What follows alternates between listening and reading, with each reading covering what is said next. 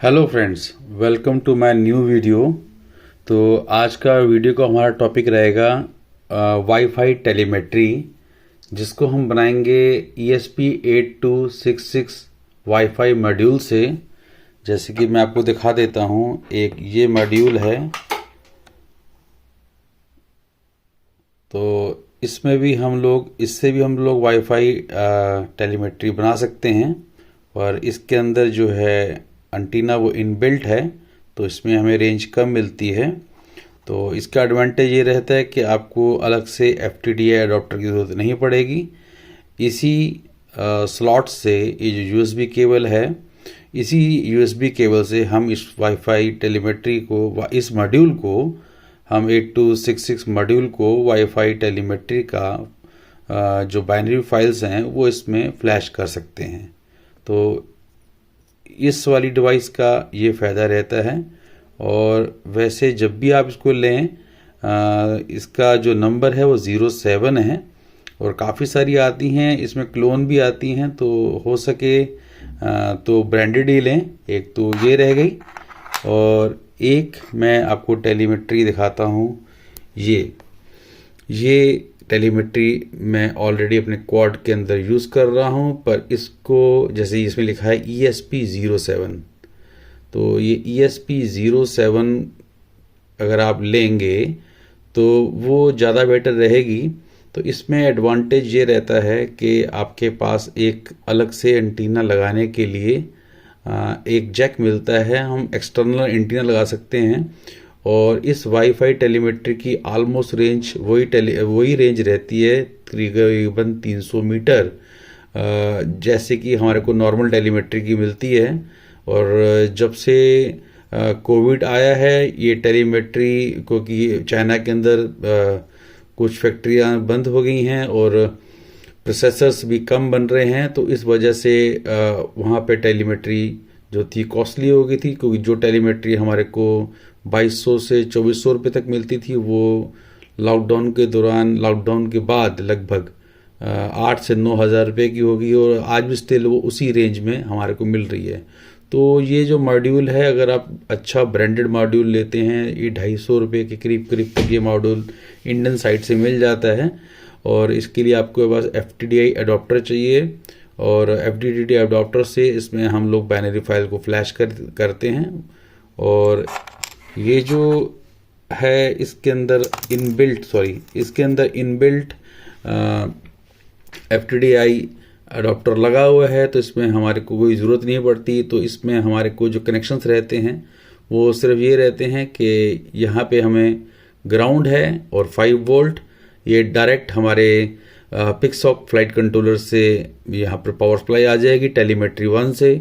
और यहाँ पर है RX और TX, जैसे कि उस जो टेलीमेट्री हम पहले यूज़ कर रहे थे 433 मेगाहर्ट्ज़ की, तो उसमें भी RX और TX और 5 वोल्ट और ग्राउंड रहता है।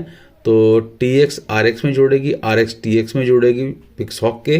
तो ये ऐसी ही इसकी वायरिंग रहती है, और सेम इसकी वायरिंग भी ऐसी ही रहेगी। तो चलिए मैं अब आपको दिखाता हूँ कि इसको हम फ्लैश कैसे करेंगे।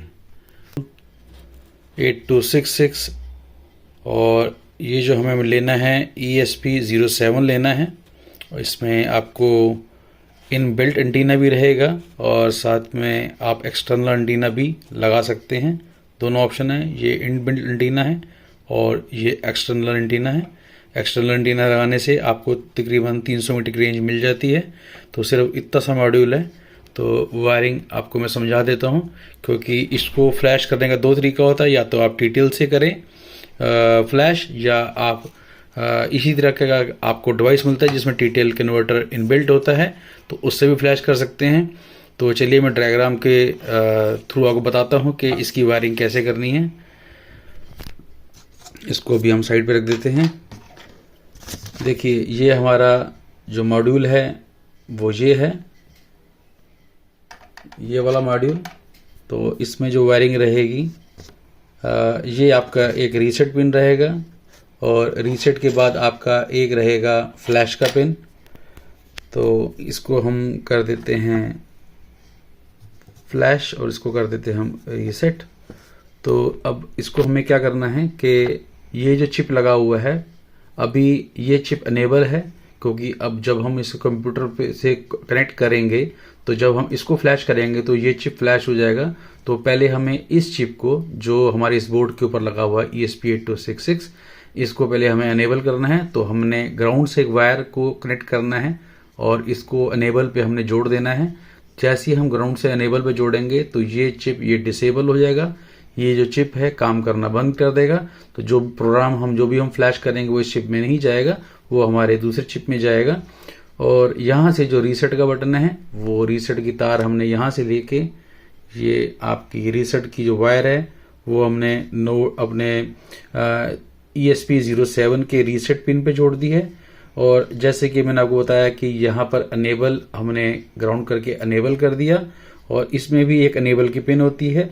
तो इसको हम इस अनेबल को यहाँ पर VCC करके इस चिप को अनेबल कर देंगे। तो ये 3 वायर्स आपकी एक साइड में रहेंगी, VCC, अनेबल और रीसेट। रीसेट आपकी इस बोर्ड की रीसेट पे चली जाएगी, और VCC आपका 3 वोल्ट जो बोर्ड से आ रही है वहां पर चली जाएगी, और VCC के ऊपर आपकी अनेबल पिन की वायर जुड़ जाएगी। और यहाँ पर आपका ग्राउंड पिन है, ग्राउंड आपका बोर्ड के ग्राउंड से जुड़ जाएगा, और आपका जो बोर्ड के साथ में है GPIO 15, वो बोर्ड के साथ इस ग्राउंड के साथ कनेक्ट हो जाएगा। और GPIO 0 जो है, ये फिलहाल प्रोग्रामिंग करने के लिए हमें वायर जोड़नी है। जब ये चिप हमारा फ्लैश हो जाएगा तो इस वायर को हम कट कर देंगे। तो कट करने के बाद फिर ये चिप आपका रेडी हो जाएगा। जो हमने फ्लैश किया होगा उसका सारा जो भी होगा डाटा जो है वो हम ले सकेंगे। तो चलिए अब हम चलते हैं फ्लैश करने की तरफ। तो ये है हमारा फ्लैशर। तो अब हम कंप्यूटर की तरफ चलते हैं। तो सारा सेटअप मैं कंप्यूटर बताता हूं कि आज हम कंप्यूटर से इस छोटे से मॉड्यूल के अंदर हम कैसे ऑडियो कॉप्टर का बाइनरी फाइल डालेंगे और इसको हम एक वाईफाई डिवाइस में कन्वर्ट कर देंगे। तो चलिए चलते हैं। तो डिवाइस हमने अपना कनेक्ट कर दिया है। तो कनेक्ट करने से पहले हमारे को एक बार मैं दोबारा कनेक्ट कर लेता हूं। पहले हमें अपने मॉड्यूल के ऊपर जो रीसेट बटन लगा हुआ है उसको हमें दबा के रखना है, और हमें अपनी USB इंसर्ट कर देनी है लैपटॉप में, और फिर हमें रीसेट बटन को रिलीज़ कर देना है। तो अब ये हमारा डिवाइस जो है कनेक्ट हो चुका है। तो अभी हमारे पास ये नोड MCU फ्लैशर है, मैं आपको दिखा देता हूँ। नोड MCU फ्लैशर जो है वो ये है।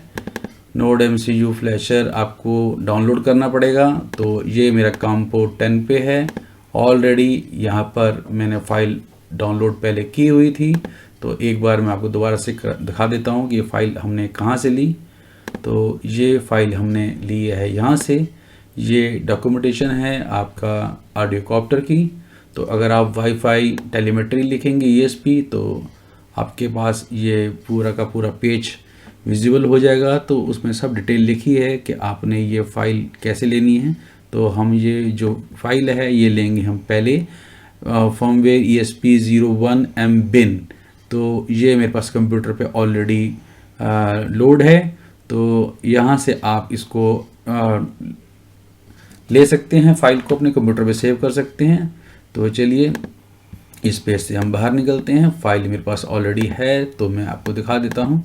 तो फाइल मैंने जो है पहले से यहाँ पे डाल रखी है। तो ये मेरी फाइल है, ये ऑफसेट्स हैं, ये ऑटोमेटिकली जब आप डालेंगे तो ये आ जाएगी।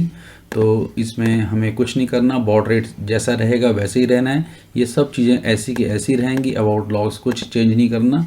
सिर्फ आपने यहाँ पर इसका ध्यान रखना है कि ये क्रॉस का मार्क आपने ज़रूर लगा देना है, वरना आपको फ्लैश करने में दिक्कत आएगी। और रीसेट को आपको पुश करके ही आपको इंसर्ट करना है अपनी USB केबल को अपने लैपटॉप या कंप्यूटर में। फिर हम आएंगे ऑपरेशंस में, हम एक बार दोबारा कॉम पोर्ट चेक करेंगे। अब हम इसको एक बार फ्लैश करेंगे। तो अभी ये देखिए नीचे एड्रेस आ गया है। अब ये जो है हमारा फ्लैश के लिए तैयार है।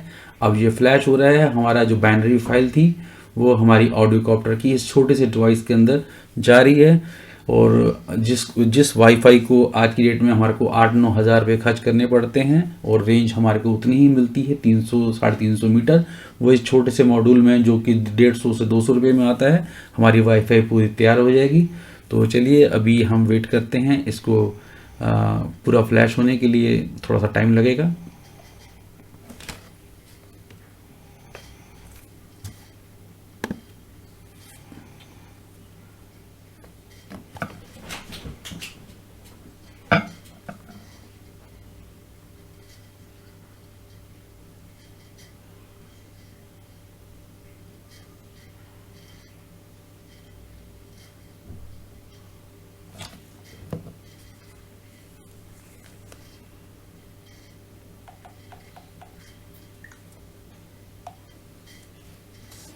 ये फाइल हमारी अब फ्लैश हो चुकी है। तो अब हमको अपनी इस डिवाइस को कंप्यूटर से अलग करना है और अब हमारा काम यहाँ पर ख़त्म हो जाता है। अब हमने क्या करना है कि जो GPIO 0 की वायर GPIO 10 की जो वायर हमने अर्थ की हुई थी उसको हमने उससे अलग कर देना है। जो हमारा मॉड्यूल ESP07 लगा था, GPIO 1 की तार वायर जो है हमने अलग कर दी है। जब तक हम इसको अलग नहीं करेंगे ये प्रोग्रामिंग मोड से नहीं हटेगा। तो अभी हमारी सारी वायर्स लगी हुई हैं, हमने उसको प्रोग्रामिंग मोड से हटा दिया है। अब दोबारा से हम इसकी USB को इन करते हैं। तो अब हम देखते हैं कि हमारे को क्या मिलता है। हम वाईफाई में जाते हैं। तो वाईफाई में आने के बाद अब हमें थोड़ा वेट करना पड़ेगा।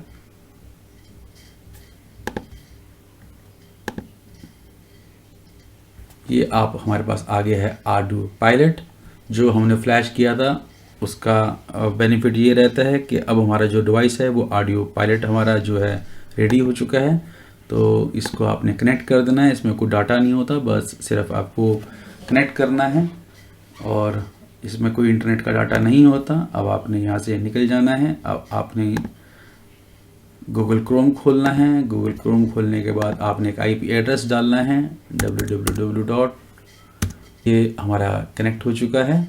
आपको स्टेटस दिखा देता हूँ। ये हमारा फ्लैश साइज़ है। और अगर हम बैक जाते हैं तो अगर हम इसमें जाएंगे सेटअप में ये हमारा है जो वाईफाई चैनल है 11 है, SSID ऑडियो पायलट है, स्टेशन पासवर्ड भी ऑडियो पायलट है। अब ये हमारा डिवाइस जो है बिल्कुल रेडी हो चुका है। बॉड रेट है 921600 और क्लाइंट पोर्ट है 1455, होस्ट पोर्ट है 14550। अब आपने इसमें कुछ नहीं करना, कोई भी चेंजेस नहीं करनी है। अपने डिवाइस को निकालिए और अपने इसको कनेक्ट करिए अपने क्वाडकॉप्टर के साथ। तो चलिए अब हम जाते हैं क्वाडकॉप्टर की तरफ और हम क्वाडकॉप्टर में इसको कनेक्ट करते हैं।